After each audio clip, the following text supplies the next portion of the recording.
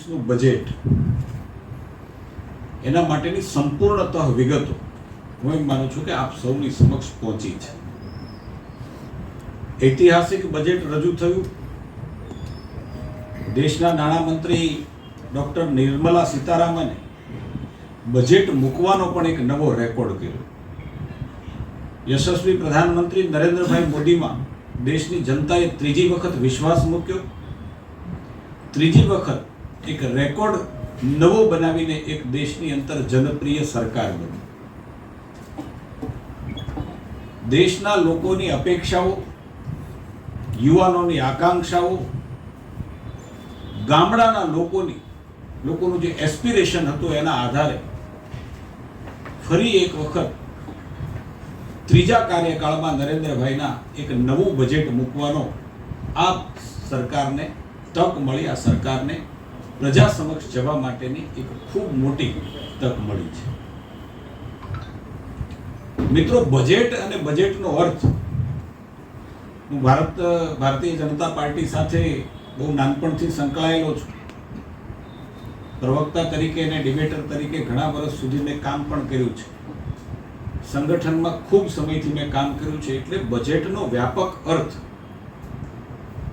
એ માત્ર ને માત્ર એટલો હતો કે ટેક્સેશનમાં ઇન્કમ ટેક્સની અંદર કેટલી રાહતો મળી, કઈ ચીજ કેટલી મોંઘી થઈને કઈ ચીજ કેટલી સસ્તી થઈ.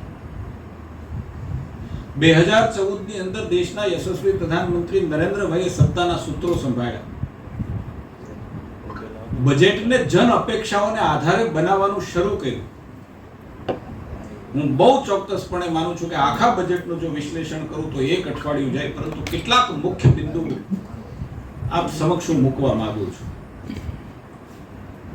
કે બજેટને સમજનારો વર્ગ આ દેશની અંદર 1% કે 2%, કારણ કે દેશની અંદર 2014 પહેલા માત્ર 3 કરોડ લોકો ઇન્કમ ટેક્સ ભરનારા હતા અને બજેટ છે હું એમ માનું છું કે આ વર્ગ પૂરતું મર્યાદિત હતું. 10 વર્ષના સુશાસનના અંતે, પ્રજાલક્ષી અનેક યોજનાઓના અંતે આજે ગામડાના લોકો પણ બજેટની ચિંતા કરતા થયા છે. બજેટ ક્યારે આવે છે એની રાહ જોતા થયા છે. બજેટમાં ગામડાને શું મળ્યું, ખેડૂતોને શું મળ્યું, એસ્પિરેશનલ આપણા યુવાનો માટે બજેટની અંદર શું આવ્યું, કૌશલ્ય વિકાસ માટે શું આવ્યું, રોજગારી માટે શું આવ્યું, નવા રિસર્ચ માટે બજેટની અંદર શું આવ્યું, શિક્ષણની સંસ્થાઓ માટે બજેટની અંદર શું આવ્યું, વેપારી વર્ગ પોતાને ટેક્સેશનમાં કેટલો લાભ મળ્યો, ટેક્સેશન સિવાય અન્ય રાહતો કેટલા પ્રકારની મળી, ઇમ્પોર્ટ અને એક્સપોર્ટ માટે કેટલા પ્રકારના નવા આયામો એમએચ કરવામાં આવ્યા. હું એમ માનું છું કે બજેટનો વ્યાપક અર્થ લોકો સમજવા લાગ્યા અને હું એમ માનું છું કે આ સફળતાનો શ્રેય કોઈને જતો હોય તો એમ માનું છું કે દેશના પ્રધાનમંત્રી નરેન્દ્રભાઈ મોદીએ પ્રજાની અપેક્ષાઓને આધારે જે બજેટ મૂકવાની શરૂઆત કરી એના કારણે થયો છે. મેં પહેલી વખત જોયું કે બજેટની અંદર જનતાની અપેક્ષાઓ છે એનો સૂર ક્યાંક એમની અંદર હોય છે. બજેટ માત્ર 1 વર્ષનું હોય એવો આપણો વ્યાપક અર્થ હતો. હું એમ માનું છું કે નવા બજેટની જ્યારે ચર્ચા કરતા હોઈએ ત્યારે બજેટ માત્ર 1 વર્ષની વાત તો સાચી છે કે બજેટ 1 વર્ષનું હોય છે, પરંતુ એ બજેટની અંદર લાંબા ગાળાના આયોજનો, ટૂંકા ગાળાના આયોજનો અને કરંટ રિક્વાયરમેન્ટ, ચાલુ વર્ષની કરંટ રિક્વાયરમેન્ટનો સંગમ હોય છે. આ બજેટની અંદર ચાલુ વર્ષની અંદર પ્રજાની જો અપેક્ષાઓ છે, પ્રજાઓ માટે શું કરવા યોગ્ય છે, એમની સાથે લાંબા ગાળાના આયોજનો અને ટૂંકા ગાળાના આયોજનો આપણને સ્વયં રિફ્લેક્ટ થાય છે. ટૂંકા ગાળાના આયોજનો જે પ્રકારે કૌશલ્ય વિકાસ માટે, યુવાનોને જે પ્રકારે રોજગારીમાં, હું માનું છું કે ભારતના ઇતિહાસમાં પહેલી વખત રોજગારી માટે જે ઇન્સેન્ટિવની 3 સ્કીમો જાહેર કરવામાં આવી છે, ન ભૂતો ન ભવિષ્યથી. ભૂતકાળની અંદર મેન તમે ક્યારેય રોજગાર માટે આટલું ફોકસ કોઈ સરકારે બજેટમાં કર્યું હોય એવું મેન તમે જોયું. જે પ્રકારે 1 કરોડ યુવાનોને પ્રથમ એની પસંદગીની નોકરીની અંદર જે પ્રકારે ઇન્સેન્ટિવ આપવાની વાત છે, મહત્તમ 15,000 રૂપિયા 3 વર્ષ એમની બચતના સ્વરૂપમાં આપવાની વાત છે. હું માનું છું કે આનાથી મોટો કોઈ નિર્ણય આજ સુધીમાં થયો નથી. હું માનું છું કે રોજગાર માટેનો આ સૌથી મોટો નિર્ણય છે. દેશની આપણી મહત્વની કંપનીઓ, જેને ફોર્ચ્યુન 500 કહીએ છીએ, કંપનીઓની અંદર 1 વર્ષ માટે એન્ટરપ્રેન્યોર 1 કરોડ જેટલા યુવાનોને, 30 લાખ જેટલા યુવાનોને તાલીમ આપવી, એમને સ્ટાઇપેન્ડ આપવું, એમને એન્ટરપ્રેન્યોર તરીકે તૈયાર કરવાની, એ પણ બીજાને નોકરી દાતા બને એવા પ્રકારનો માહોલ તૈયાર કરવો, એવા પ્રકારના 30 લાખ યુવાનોને તૈયાર કરવા માટે આ ટૂંકા ગાળાના આયોજન માટેની આ સૌથી મોટી ઘોષણા આ બજેટની અંદર થઈ છે. આ બજેટની અંદર લાંબા ગાળાનું આયોજન થયું છે. આઝાદ હિન્દુસ્તાનની અંદર જ્યારે દેશ મારો આઝાદ થયો ત્યારથી 70 વર્ષ જેમણે શાસન કર્યું મને ખબર નથી, પરંતુ 70,000 ની માથાદીઠ આવક કરતા 70 વર્ષ લાગ્યા છે. અને 2014 ની અંદર દેશના પ્રધાનમંત્રીએ સત્તાના સૂત્રો સંભાળ્યા ત્યારે પર કેપિટા ઇન્કમ એ વ્યક્તિ દીઠ 70,000 રૂપિયા. આજે મને કહેતા આનંદ થાય, પોલિટિકલ નજરિયે તમે જોશો તો તમને ઘણી બધી આમાં ડિફિસિટ જોવા મળશે, ઘણી બધી ખામીઓ જોવા મળશે, પરંતુ હું એમ માનું છું કે એક એંગલથી, વિકાસલક્ષી એંગલથી જોવામાં આવશે, સ્વર્ણિમ ભારતના સ્વપ્નના એંગલથી જોવામાં આવશે તો આ બજેટ છે એ હું એમ માનું છું કે 2047 ની અંદર વિકસિત ભારતના સ્વર્ણિમ શિખરો સર કરવા માટેનો પ્રથમ આયામ છે. મેં વાત કરી 2014 ની અંદર પર કેપિટા ઇન્કમ 70,000 હતી. આજના બજેટમાં તમે નજર નાખજો, 2,10,000 ભારતના નાગરિકની પર કેપિટા ઇન્કમ છે. 70,000 પહોંચતા 70 વર્ષ લાગ્યા અને 70,000 થી એને 3 ગણી કરવામાં, 70,000 થી 2,10,000 કરવામાં આપણને 10 વર્ષ લાગ્યા. ભારતીય જનતા પાર્ટી નરેન્દ્ર મોદીના નેતૃત્વમાં સરકારે કરેલી કામગીરીનો વિશિષ્ટ ચિતાર એ તમારી નજરની સમક્ષ રજૂ થાય.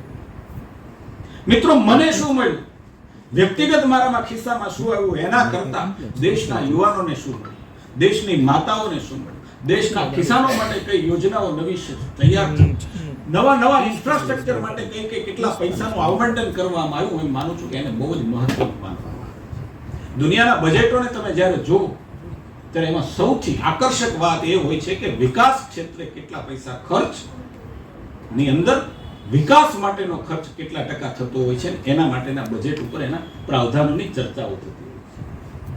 પહેલી વખત હું એમ માનું છું કે ભારતની અંદર 11 લાખ કરોડ રૂપિયા કરંટ યરમાં ઇન્ફ્રાસ્ટ્રક્ચરમાં વાપરવા માટેનું આ પ્રાવધાન છે. આપણે જે એક સંક્ષિપ્ત અર્થ હોય છે કે ઇન્ફ્રાસ્ટ્રક્ચર એટલે શું, એટલે કે ઇન્ફ્રાસ્ટ્રક્ચર એટલે રોડ અને રસ્તા. માત્ર રોડ અને રસ્તા ઇન્ફ્રાસ્ટ્રક્ચર નથી, અનેક જાતના ઇન્ફ્રાસ્ટ્રક્ચર હોય છે. રોડ ને રસ્તા એક એનો પાર્ટ છે, પરંતુ દેશની અંદર airport, aviation infrastructure, railway infrastructure, health infrastructure, સંદેશા વ્યવહાર ઇન્ફ્રાસ્ટ્રક્ચર, આ બધા ઇન્ફ્રાસ્ટ્રક્ચરના પાર્ટ છે. સ્કૂલ અને કોલેજ, એજ્યુકેશનલ ઇન્ફ્રાસ્ટ્રક્ચર આ ઇન્ફ્રાસ્ટ્રક્ચરના પાર્ટ છે. 11 લાખ કરોડની સાથે કૃષિ ઇન્ફ્રાસ્ટ્રક્ચરને બધું જ તમે જો કરો તો 15 લાખ કરોડ રૂપિયા જ્યારે ઇન્ફ્રાસ્ટ્રક્ચર માટે વાપરવાના આવે તો મને કહેતા આપની સમક્ષ વાત કરતા આનંદ થાય છે કે 2014માં જ્યારે સત્તાના સૂત્રો સંભાળ્યા 2013ની અંદર 16 લાખ કરોડ રૂપિયાનું બજેટ. 10 વર્ષમાં જે બજેટ 2013માં હતું એટલા પૈસા આજે 11મા વર્ષે માત્ર ઇન્ફ્રાસ્ટ્રક્ચરમાં વપરાવાના છે. આ ભારતના વિકાસની જ્યોત સ્મારક તમારી સામે જે પ્રજ્વલિત થાય છે એના હું તમને દર્શન કરું. જ્યાં 16 લાખ કરોડ રૂપિયાનું બજેટ 10 વર્ષ 11 વર્ષ પહેલા હતું, આજે 48 લાખ કરોડ રૂપિયાનું બજેટ, અને એમાં ઇન્ફ્રાસ્ટ્રક્ચર માટે જે બજેટ એ વખતે હતું લગભગ એની આસપાસના પૈસા માત્ર ઇન્ફ્રાસ્ટ્રક્ચર માટે વપરાય છે. હું એમ માનું છું કે આનાથી સારું બજેટ કોને કહી શકીએ. ખેડૂતો માટેની વાત હોય, 1,49,000 કરોડ રૂપિયાનું બજેટ કૃષિ માટે, કૃષિ ઇન્ફ્રાસ્ટ્રક્ચર માટે, નવી કૃષિની જાતો. મેં પહેલી વખત બજેટમાં જોયું કે 32 જેટલી નવી કૃષિની જાતોના 109 જેટલી એની રિસર્ચ કરેલી કેટલીક જાતો એ ભારતના ખેડૂતો માટે બજેટની અંદર એનું પ્રાવધાન કરી, એના ખર્ચ માટેનું પ્રાવધાન કરીને એને લાવવામાં આવશે. એને નવા બીજ માટેની રિસર્ચ માટેના પ્લાનિંગ સાથેની બજેટની અંદર જોગવાઈ કરી. હું માનું છું કે પહેલી વખત મેં આ જોગવાઈ જોઈ. માત્ર કરંટ યર માટેની નહીં, પણ ભવિષ્યની અંદર પણ ખેડૂત કેવી રીતે સુખી થાય, ખેડૂત પોતાનો માલ કેવી રીતે સંગ્રહ કરી શકે એના માટેનું ઇન્ફ્રાસ્ટ્રક્ચર સહિત એના બીજ માટેની જાતો અને એને સેન્દ્રિય ખાતર એના માટેના કેટલાક પ્રકલ્પો, 10,000 જેટલા પ્રકલ્પો આપણે ત્યાં નવા શરૂ કરવા માટેનું કેન્દ્રની સરકારે આ બજેટની અંદર પ્રાવધાન કર્યું છે. જ્ઞાન શબ્દ છે, જ્ઞાન શબ્દના આધાર ઉપર આ બજેટને તૈયાર કરવામાં આવ્યું છે. કોઈ જ્ઞાતિ નહીં, કોઈ જાતિ નહીં, કોઈ લિંગના ભેદભાવ નહીં, પરંતુ જ્ઞાન, જીનો ગરીબ, વાયનો યુવા, એનો અંત્યોદય અને એમની મારી નારી શક્તિ, એના આધારે આ બજેટને તૈયાર કરવામાં આવ્યું છે. અનેક ક્ષેત્રોમાં, ચાહે કૃષિ ઉત્પાદકતા હોય, નિર્માણ હોય, માળખાકીય સુવિધા હોય, રોજગાર ને કૌશલ્ય હોય, શહેરી વિકાસ હોય, નવીનતમ સંશોધનનો વિકાસ હોય, આગામી પેઢી માટે નવા આયામો હોય, ઉર્જાની સુરક્ષા હોય કે માનવ સંસાધનનો વિકાસ હોય, આ 9 આયામો ઉપર ભારત સરકારનું આ બજેટ છે એ ભવિષ્યની ધરોહર સમાન છે. મિત્રો, ત્રીજા કાર્યકાળની અંદર 5 જ વર્ષની અંદર આ દેશ એ ત્રીજી આર્થિક મહાસત્તા દુનિયાની બને એના માટે આની અંદર સંકલ્પ કરવામાં આવ્યો છે. આપણે ફ્રેઝાઇલ 5 ની માં હતા. દુનિયા આપણા અર્થતંત્રને માંદી ગણતી. મારી પાસે કેટલાક એના ફોટોગ્રાફ છે, મારા નથી, મીડિયાના ફોટોગ્રાફ છે, કે દુનિયાના નામાંકિત મીડિયા 11 વર્ષ પહેલા જે સરકારો હતી એની માટે શું કહેતા હતા? Economy grow A સ્લોએસ્ટ rate in the decade in 2013. અને અત્યારે એ જ મીડિયા, મારી પાસે બીજો ફોટો છે કે India best performing among the major economic in the world. મારા આ ભારતીય જનતા પાર્ટીનું વર્ઝન નથી, આ દુનિયાના નામાંકિત મીડિયાનું વર્ઝન છે. અને એટલા માટે ઘણા લોકો મને કહે છે કે મોંઘવારી, અમે જ્યારે જતા હોય ત્યારે હા, દુનિયાની મોંઘવારીની સાપેક્ષમાં ભારતની અંદર પણ મોંઘવારી છે. મોંઘવારી વધી છે, દુનિયાની પણ મોંઘવારી, પરંતુ વધતી મોંઘવારીમાં વધતી આવક એ ભારતીય અર્થતંત્રની મજબૂતાઈ, પર કેપિટલ ઇન્કમ 3 ગણી 10 વર્ષમાં થવી. હું માનું છું કે દુનિયાનો કોઈ પણ દેશ તમે જોશો પર કેપિટા ઇન્કમ 10 વર્ષની અંદર 3 ગણી થઈ હોય એવો દુનિયાનો એકમાત્ર દેશ હોય તો એ ભારત છે. 3 ગણું બજેટ કોઈનું થયું હોય તો એ માત્ર ભારત છે. 3 ગણી ઇન્ફ્રાસ્ટ્રક્ચરની અંદર તમે પૈસા વાપરવાના છો, એ રાશિ જે તમે ઇન્ફ્રાસ્ટ્રક્ચરની રાશિને ગણો તો એ માત્ર ભારત છે. આ દ્રષ્ટિકોણથી જો આપણે જોઈએ તો એમ માનું છું કે ભારતનું અર્થતંત્ર આજે દુનિયાનું જ્યારે કહેવાશે ત્યારે ખબર પડશે કે આ 3જા નંબરની ઇકોનોમી છે. પરંતુ હું એમ માનું છું કે 3જા નંબરની ઇકોનોમી તરફ જવા માટે શરૂઆત આ બજેટમાંથી. 1 કરોડ ભવિષ્યની ચિંતા, મેં કીધું લાંબા ગાળાના આયોજનો, 1 કરોડ ખેડૂતને વધતી જતી બીમારી, વધતું જતું કેન્સર, રોગ પ્રતિકારક શક્તિ ઘટે છે, જે પ્રકારની ચિંતા મને તમને છે, એના આયોજન માટે 1 કરોડ ખેડૂતો પ્રાકૃતિક ખેતી માટેની ટ્રેનિંગ આપે. આ કોઈ પણ બજેટની અંદર મેં ક્યારેય જોયું નથી. ભારતના ભવિષ્યનો આપણે વિચાર કર્યો હોય એવું આપણે ક્યારેય જોયું નથી. એક અમે ચૂંટણીની અંદર હતા, અમારી પાસે શબ્દ આવતો, અમે કહેતા હતા કે છેલ્લા 10 વર્ષની અંદર 25 કરોડ લોકો ગરીબીની રેખાથી બહાર આવ્યા. ઘણા લોકો અમને કહેતા હતા 25 કરોડ કેવી રીતે બહાર આવ્યા? વાસ્તવિક છે, સરકારી આંકડો છે, પ્રૂવન છે. 4 કરોડ મકાન બનાવ્યા છે 10 વર્ષની અંદર. 4 કરોડ મકાન ગરીબો માટેના બનાવ્યા છે, મારી તમારી સામે છે. કારણ કે હવે મકાન એમને નથી બનતા. પહેલા જે બનતા હતા કે મકાન બનતું નહોતું, પૈસા ખરા, હવે એવું નથી. જીઓ ટેગિંગ સાથે, જ્યાં જાઓ ત્યાં એનું જીઓ ટેગિંગ છે, મકાન તમને મળે છે. 4 કરોડ મકાન બનાવ્યા આપણે ત્યાં. ગરીબીની રેખા માટેના જે આંક છે, જે માપદંડો છે, એમાં ઘરનું મકાન હોય અને ઘરનું મકાન ન હોય તો એ ગરીબાની રેખા નીચે છે. વિચાર કરો તમે, 4 કરોડ પરિવારને જેને મકાન મળ્યા છે એ ગરીબીની રેખાની બહાર આવ્યા. એક મકાનની અંદર 4 વ્યક્તિની એવરેજ ગણો, 16 કરોડ લોકો ગરીબીની રેખાની બહાર આવ્યા કે ના આવ્યા?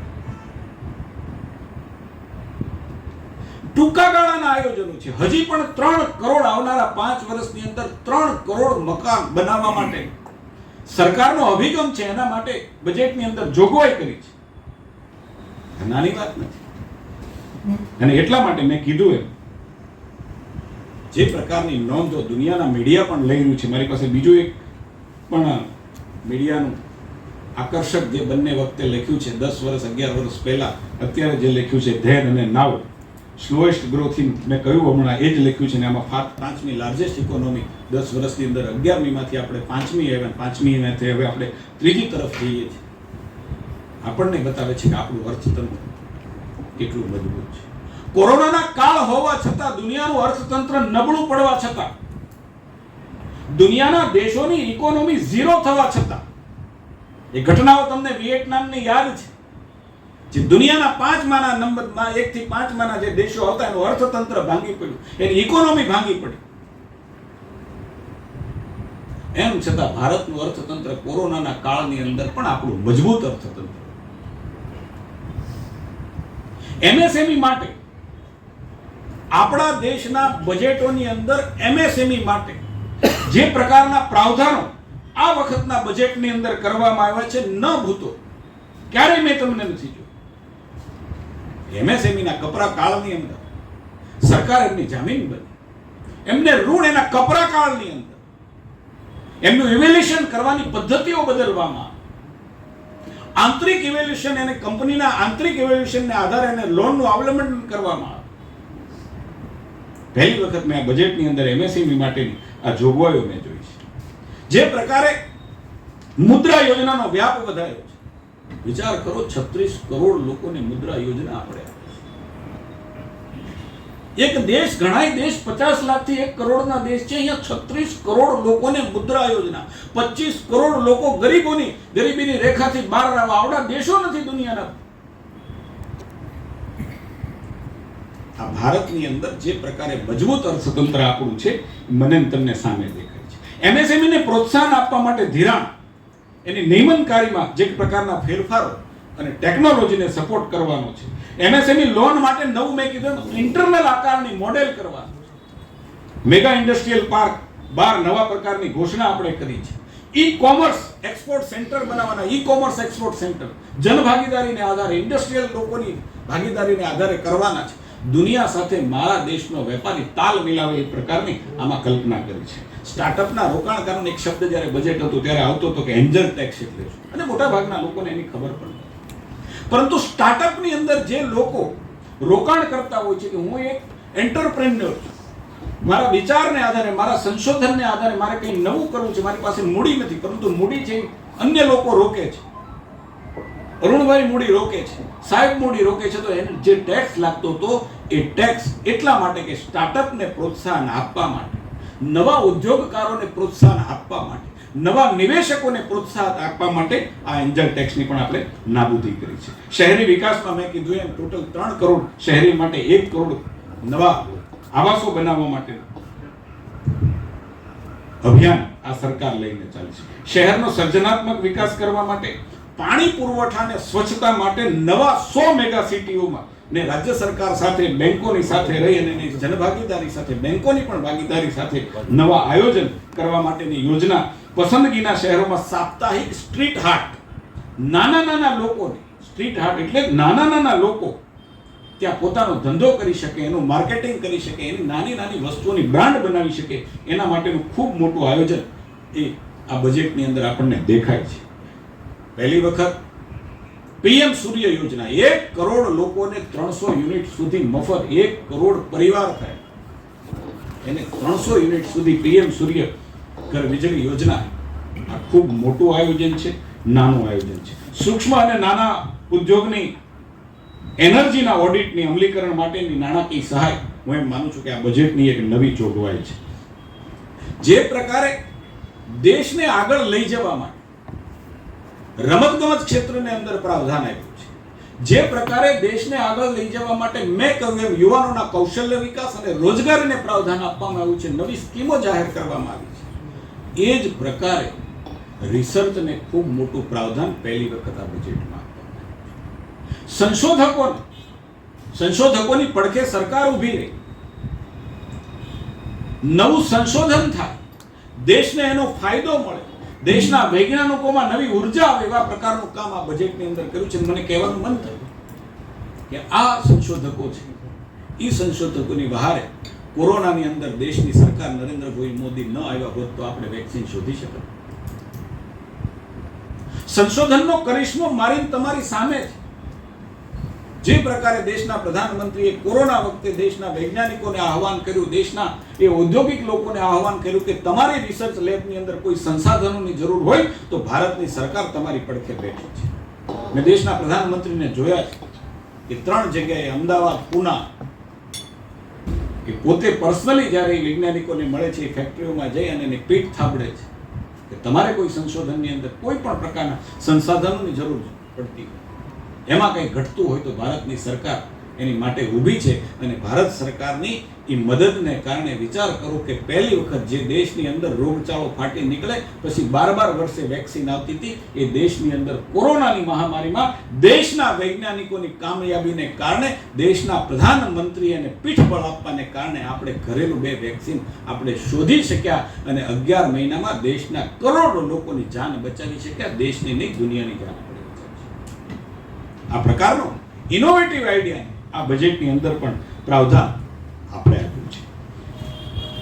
ઘણી બધી વાતો હું આપને કરી શકું, પણ મોટા ભાગની વાતો, કારણ કે બજેટને હું માનું છું કે ઘણો સમય, અઠવાડિયું 10 દિવસનો સમય થઈ ગયો છે, ઘણું બધું તમારા દ્વારા પણ પ્રકાશિત થવામાં આવ્યું છે, ઘણું બધું પ્રશ્નો અને ન સમજ હતી ત્યાં તમે પણ કરીને રાખ્યું છે. એટલા માટે બજેટ માટેની જે મેં ગઈકાલે એક દિવ્ય ભાસ્કર એનું કટિંગ છે, દેશની અંદર દેશમાં 7 વર્ષમાં ગરીબ 58% ઘટ્યા. This is not a version of Bharatiya Janata party. આ ભારતીય જનતા પાર્ટીનું વર્ઝન ગઈકાલનું દિવ્ય ભાસ્કર છે. હજી એક મારી પાસે છાપાનું કટિંગ હતું. આ બધું જ જે છે એ ભારતીય જનતા પાર્ટીની નરેન્દ્રભાઈના નેતૃત્વમાં જે સરકાર ચાલી રહી છે, પ્રમાણિકપણે કામ કરનારી સરકાર ચાલી રહી છે, એક વિઝનરી સરકાર ચાલી રહી છે, એને કારણે થયું છે. ભારતીય જનતા પાર્ટી એ સતત આ પ્રકારના કાર્યક્રમો આપતી પાર્ટી છે. આજે પણ અમે એવું માનીએ છીએ કે ભારતીય જનતા પાર્ટી દ્વારા વેપારીઓ, નાના ઉદ્યોગકારો, નાની ઇન્ડસ્ટ્રીઝના માલિકો, ભારતીય જનતા પાર્ટીના કાર્યકર્તાઓને બજેટ અંગે કેટલીક વિશિષ્ટ માહિતી મળી શકે એના માટેના સેમિનારો અમારા ગુજરાતભરની અંદર, આમ તો ભારતની અંદર થઈ રહ્યા છે. પ્રદેશ ગુજરાત ભારતીય જનતા પાર્ટી કે ગુજરાતમાં પણ થઈ રહ્યા છે. આજે પણ ઉપર આવા પ્રકારનો એક સેમિનાર છે. સાથે સાથે ભારતીય જનતા પાર્ટી આગામી દિવસોની અંદર જે કાર્યક્રમો અમે લઈને આવ્યા છીએ, વિભાજનની વિભીષિકા, દર વર્ષે અમે આ કાર્યક્રમ 14મી ઓગસ્ટ અખંડ ભારત સ્મૃતિ દિવસ ઉજવનારા અમે ભારતીય જનતા પાર્ટી દેશ માટે કમિટમેન્ટ, દેશ માટેના કમિટેડ માટે ક્યાંક આઝાદ ભારતની અંદર બલિદાનો આપવાવાળી, દેશ માટે બલિદાનો આપવાવાળી, અને એટલા માટે અમે આજે પણ અખંડ ભારતની કલ્પના કરી. અને એટલા જ માટે દેશના એ વખતના ગૃહમંત્રી જ્યારે 370 હટાવી ત્યારે સંસદના ફ્લોર ઉપર નિર્ભયપણે કહી શકે કે જમ્મુ અને કાશ્મીર POK આજે ભારતનું કામ છે. અમે એને માટે જાન પણ દઈ શકીએ, એ અમારું કમિટમેન્ટ છે દેશમાં. અને એટલા માટે દેશના યુવાનો પ્રત્યે, દેશના યુવાનોમાં એ આપણો જે ભૂતકાળ છે, અખંડ ભારતની કલ્પના છે, એ ભૂલાય નહીં. એ વિભાજનની વિભીષિકા, એક કરુણાંતિકા, એક બાજુ આનંદ હતો દેશની આઝાદી માટે, બીજી બાજુ દેશના ભાગલા થયા, ભારતમાંના ભાગલા થયા, એનું દુઃખ હતું. એ ઇતિહાસ છે, એ દેશના યુવાનો સુધી તાજો રહે. એટલા માટેના કેટલાક કાર્યક્રમો એ આવતી વખતે પણ 14મી ઓગસ્ટે પણ વિભાજનની વિભીષિકા, અને બીજે દિવસે રાષ્ટ્રનો નાનામાં નાનો વ્યક્તિ રાષ્ટ્રના રંગે કેવી રીતે રંગાઈ શકે, 15મી ઓગસ્ટ કેવી રીતે મનાવી શકે, દેશ માટેની ભાવના એ સાર્વજનિક મંચ ઉપર કેવી રીતે વ્યક્ત કરી શકે. ઘર ઘર ત્રિરંગા, હર ઘર ત્રિરંગાનો કાર્યક્રમ આપણે ઇઝરાયલની રાષ્ટ્રભક્તિને વખાણતા હોઈએ. ઇઝરાયલની અંદર દરેક વ્યક્તિ રાષ્ટ્રભક્ત, દરેક ઘરમાંથી એક વ્યક્તિ છે લશ્કરમાં. રશિયાની રાષ્ટ્રભક્તિને આપણે વખાણતા હોઈએ છીએ કે ત્યાં લગ્ન થાય અને એનું યુગલ, આપણે ત્યાં યુગલ છે, જેમ આપણા ઈષ્ટદેવની પૂજા કરવા જાય ત્યાં રશિયાની અંદર લગ્ન થયા પછીનું યુગલ એ એના સૈનિકને, દેશ માટે જેને શહાદત આપી છે એને નમન કરવા માટે. આ રાષ્ટ્રભક્તિ ભારતમાં અંદર ક્યારે આવે? તો ભારતીય જનતા પાર્ટી એવી પાર્ટી છે કે ભારતીય જનતા પાર્ટી માત્ર પોલિટિકલ પાર્ટી નથી, પરંતુ સમાજમાં પરિવર્તન લાવવા માટે, રાષ્ટ્રભક્તિ છે યુવાનોમાં કેવી રીતે જાગૃત થઈ શકે એના માટેના પ્રયાસો પણ અમે કરીએ છીએ. એટલા માટે હર ઘર ત્રિરંગા, ત્રિરંગાને કેવી રીતે ભારતનો નાગરિક, ભારતનો યુવાન, ભારતનું ઘર દેશનું, એ કેવી રીતે 15મી ઓગસ્ટે આઝાદ સ્વતંત્રતા દિવસે દેશને કેવી રીતે યાદ કરી શકે, દેશને કેવી રીતે સલામ આપી શકે, એના માટેના કાર્યક્રમો ઘર ઘર ત્રિરંગા છે. ભારતીય જનતા પાર્ટી વ્યાપક પ્રમાણમાં ઝંડાનું વિતરણ પણ કરશે, લગાવવા માટેનું આયોજન એઝ એ પાર્ટી તરીકે પણ અમે કરીશું. અને એટલા માટે આ 2 કાર્યક્રમો પણ એ અમારા આવનારા સમયના અંદર ખૂબ મહત્વના કાર્યક્રમો છે. અને ડીઝલના ભાવ જ્યારથી આપણે એને ફ્રી કર્યું, ફ્રી ક્યારે કર્યું એ પણ તમને ખબર હશે, અને ત્યારથી આંતરરાષ્ટ્રીય બજાર ઉપર આધાર રાખે છે. આજે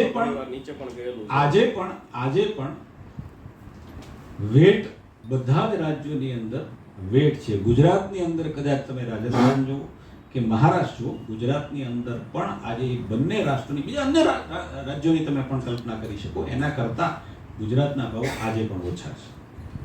રોજગારીની વ્યાખ્યા ઉપર ડિપેન્ડ છે. તમે જો માત્ર સરકારી નોકરીને જ રોજગારી માનતા હશો તો હું માનું છું કે આપણે રોજગારી વ્યાખ્યાને અન્યાય કરીએ છીએ. હું બહુ સ્પષ્ટપણે કહું છું કે છેલ્લા 5 વર્ષની અંદર જે પ્રકારે વિકાસની ગતિ ચાલી છે, ગતિશક્તિ અને આધારે જે પ્રકારે વિકાસે હરણફાળ ભરી છે, જે પ્રકારે દેશની અંદર આજે 57 કિલોમીટરના નેશનલ હાઈવે બની રહ્યા છે, જે પ્રકારે આપણો ઇન્ડસ્ટ્રીયલ ગ્રોથ વધી રહ્યો છે, જે પ્રકારે આપણું એક્સપોર્ટ વધી રહ્યું છે, જે પ્રકારે આપણી જે કોરિડોર જેને કહી શકાય સરહદના કોરિડોર ઉપર સૈન્ય માટેનું ઇન્ફ્રાસ્ટ્રક્ચર વધી રહ્યું છે, 5 કરોડ લોકોને આપણે રોજગાર આપીએ છીએ. અને રોજગાર આપી શક્યા છીએ માત્ર નહીં, સ્થાયી રોજગાર પણ આપી શક્યા છીએ. ઇન્ફ્રાસ્ટ્રક્ચર એવી બાબત છે કે ઇન્ફ્રાસ્ટ્રક્ચર છે એ આપણા ખેતી જેવું છે. ખેતી છે એ આપણી રોજગાર પણ આપે છે અને કમાણી પણ આપે છે. ઇન્ફ્રાસ્ટ્રક્ચર છે એ રોજગાર પણ આપે છે અને બીજા વર્ષથી અમાનત છે એ કમાણી પણ આપે છે. હાર્દ સમાન અલંગ છે. અલંગનો વિકાસ થાય એના માટે આ વખતે માનનીય નાણામંત્રીશ્રીએ શિપિંગ ઇન્ડસ્ટ્રીઝને પ્રોત્સાહન આપવા માટે પણ એક જોગવાઈ કરેલી છે. અમુક બાબતની અમુક નાણાકીય જોગવાઈ પણ કરેલી છે. અમુક નિયમો અને અનુસંધાને કેમ એનું ડેવલપમેન્ટ થાય, કેમ એનો વિકાસ થાય એના માટે પ્રયત્ન કરવા વિચાર્યું છે. તેમ છતાંય આપણે બધાએ આપણા ચેમ્બર અથવા આપણા ભારતીય જનતા પાર્ટીના પ્રતિનિધિઓ અને ભાવનગરનો જેમ વિકાસ થાય, વધુ વધુ વિકાસ થાય, અલંગનો અને ઉદ્યોગનો વિકાસ થાય એના માટે સતત પ્રયત્નશીલ છે. અને આપણે ઈચ્છીએ કે ટૂંકા ગાળામાં અલંગ નહીં પણ હીરા ઉદ્યોગની બાબતમાં પણ આપણે સારો વિકાસ કરી શકીએ. અને હીરા ઉદ્યોગમાં પણ આપણે જોઈએ તો ભાવનગર એક બેઝ છે. અને એમાં જે આ વખતે નાણામંત્રીશ્રીએ હીરા ઉદ્યોગનો ઉલ્લેખ કરેલો છે પોતાના બજેટના પ્રવચનમાં, એ પણ ખૂબ આવકારદાયક છે. તો આપણે માનીએ છીએ અને માની શકાય કે ભવિષ્યમાં અલંગમાં અને ભાવનગરને જે વિકાસની બાબત છે એના માટે પણ ખૂબ સારી એવી પ્રગતિ થશે એવું માની શકાય. જ્યારે 20 વર્ષ પહેલા 25 વર્ષ પહેલા હું અહીંથી નીકળતો હતો, 25 જ્યારે હું નાનો હતો ભણતો હતો ત્યારે શિહોરના રોડ ઉપર આપણે રોલિંગ બિલો 180 ક્વોલિટી એના માટેના કેટલાક પ્રશ્નો જે તે વખતે ઊભા થયેલા રિસાયકલને કારણે. અને એ કારણ પછી જે પ્રકારની ટેકનિકલ બાબતો આવી, એ ટેકનિકલ બાબતોને કારણે ક્યાંક ને ક્યાંક અલંગને રિસેશનનો ભોગ બનવું છે. સરકાર છે બંને બાબતો અત્યારે બહુ જ ગંભીરતાપૂર્વક વિચારે છે. આપણે ત્યાં 2 પ્રકારના ઉદ્યોગ છે, શિપ બિલ્ડિંગ અને શિપ બ્રેકિંગ. આ બંને ઉદ્યોગમાં ભારતે અવ્વલ નંબર હતો. પરંતુ મેં કીધું એમ કેટલાક લાંબા ગાળાના આયોજનો જે કોઈ સરકારના હશે ને જે કોઈ એના પાછળના ઉદ્દેશો હશે, હું એમ માનું છું કે એને રેક્ટિફાઈ કરવા માટેના પ્રયાસો આજે ભારત સરકાર કરી રહી છે. સ્વયં મને ખ્યાલ છે કે હું પણ 1-2 ઉદ્યોગપતિઓને મળ્યો હતો ત્યારે શિપ બ્રેકિંગનો મનસુખભાઈનો રોલ હતો, ત્યારે પણ આ ચિંતા અમારા દ્વારા વ્યક્ત થઈ. પરંતુ હું એમ માનું છું કે હજી 1-8 વર્ષની અંદર 100% આમાંથી કંઈક ને કંઈક માર્ગ નીકળશે એટલો મને ભરોસો છે. કારણ કે આપણો જે દરિયાકાંઠો છે સૌરાષ્ટ્રને મળેલી ખૂબ મોટી કુદરતી સંપદાની બહુ મોટી અમાનત. પરંતુ એમ માનું છું કે ભારત સરકાર, હું એટલું જ કહી શકું કે ભારત સરકાર આ બંને માટે ન માત્ર શિપ બ્રેકિંગ, શિપ બિલ્ડિંગ માટે પણ બહુ જ ગંભીરતાથી આપણે વિચારીએ છીએ. જે સરકાર પોતાના યુવાનોને ભવિષ્યની અંદર કરોડો યુવાનોને રોજીરોટી આપવા માટેની ચિંતા કરતી હોય, એક પણ સ્કોપ ઉદ્યોગો માટેનો એક પણ સ્કોપ, અને આ બધા ઉદ્યોગ છે એમાં માસ રોજગારી મળી શકે એવા છે, એક પણ સ્કોપ અમે છોડવા માંગતા નથી. હા, એને કેટલીક ટેકનોલોજીને કારણે પર્યાવરણના કેટલા ઇસ્યુ હશે, ક્વોલિટીના કેટલા ઇસ્યુ હશે, તમે જે કહો છો બીએસઆઈ અને એને રિસાયકલ કરવાના કેટલાક ઇસ્યુ છે, આ ઇસ્યુઓને કારણે પણ એટલું તો હું તમને કહું, એટલું તો હું કહું કે ઈ જે ઘરણ લાગ્યું છે એ ઘરણ બીજી સરકારમાં લાગ્યું છે, જે તે સરકારમાં અમારી સરકારમાં અમારે એ ઘરણમાંથી મુક્ત કરાવવા માટેનો અમારો રોલ છે. હું આપણે માત્ર પીએમ કિસાન સૂર્યોદય યોજના ની વાત નહીં કરું. હું ગામડાનો જનપ્રતિનિધિ છું. એ વાત ચોક્કસ છે કે હું શહેરમાં ભણ્યો, શહેરમાં મોટો થયો, શહેરમાં કાર્યકર્તા તરીકે, પરંતુ આજે ગામડાનો જનપ્રતિનિધિ. હું તમારી સાથે ગામડાનો પ્રવાસ કરવા માટે આઈ એમ રેડી. સાહેબ હજી ઘોઘાના હું આપને કહું નહીં, એક કોઈ સ્પેસિફિક વિષય નહીં, પર હું વાત તમને- નહીં, કોઈ એક સ્પેસિફિક હું એટલા માટે કહું છું હું કે- આપને જે વાત કરું છું એ હમ. તમે ગામડાની અંદર આવો. હું તમને પ્રધાનમંત્રી ગ્રામ સડક યોજના ત્યાં બતાવું. તમે ગામડામાં આવો, હું પાણીના ચેકડેમ તમને ત્યાં બતાવું.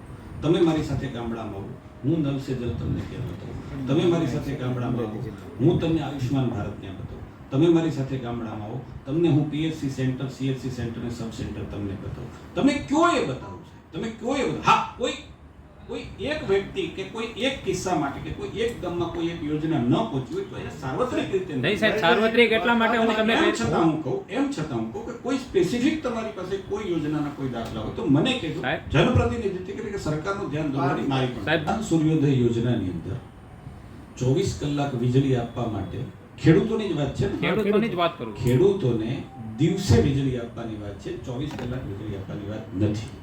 મારી વાત સાંભળો. હું આ યોજનાને સમજુ ચાલો છું યસ કે જ્યાં જંગલી પશુઓનો ત્રાસ છે એ ગામડાઓની અંદર પ્રાયોરિટીમાં કિસાન સૂર્યોદય યોજના અંતર્ગત એને પ્રાયોરિટીમાં પહેલા દિવસે વીજળી આપી છે. રાત્રે આપણે 3 શિફ્ટમાં વીજળી આપીએ છીએ, એને રાતની શિફ્ટમાં વીજળી નહીં આપવાની. હું દાવા સાથે કહું કે 6000 કરતાં વધારે જે સેન્સિટિવ ગામો હતા, જેને ગીરના ગામો કહે છે, અમરેલી જિલ્લાનો કેટલો ભાગ, ગીર સોમનાથ જિલ્લાનો મોટો ભાગ, જુનાગઢ જિલ્લાનો મોટો ભાગ, પોરબંદરના બરડા બાજુનો વિસ્તાર, આ જિલ્લાના મોટા ભાગના જે સેન્સિટિવ ગામો હતા એમાં કિસાન સૂર્યોદય યોજના ગ્રેજ્યુઅલી લાગી ગઈ છે. અને રાજ્ય સરકારના બજેટનો તમે જો અભ્યાસ કર્યો હોય, આ વખતે રાજ્ય સરકાર, કારણ કે ઇમ્પ્લિમેન્ટેશન એજન્સી રાજ્ય સરકાર છે, જો તમે ભૂપેન્દ્રભાઈના બજેટનો અભ્યાસ કર્યો હોય તો અમે આવનારા 2 વર્ષની અંદર તમામ ગામડાની અંદર કિસાન સૂર્યોદય યોજનાનો અમલ કરવાનો.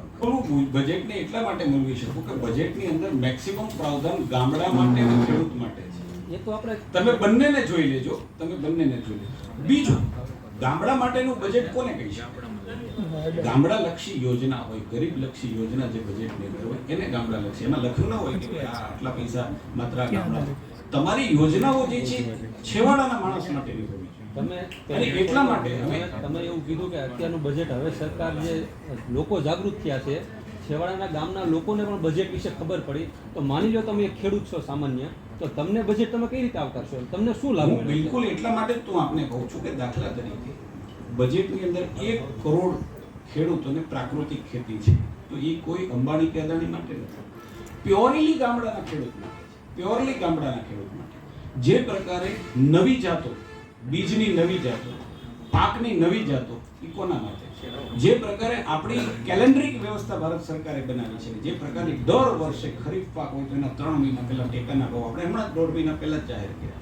આ કેલેન્ડરિક વ્યવસ્થા 10 વર્ષ પહેલા મને બતાવો, 15 વર્ષ પહેલા કોઈ વખત ટેકાના ભાવો જાહેર. આ બજેટરી પ્રાવધાનો છે.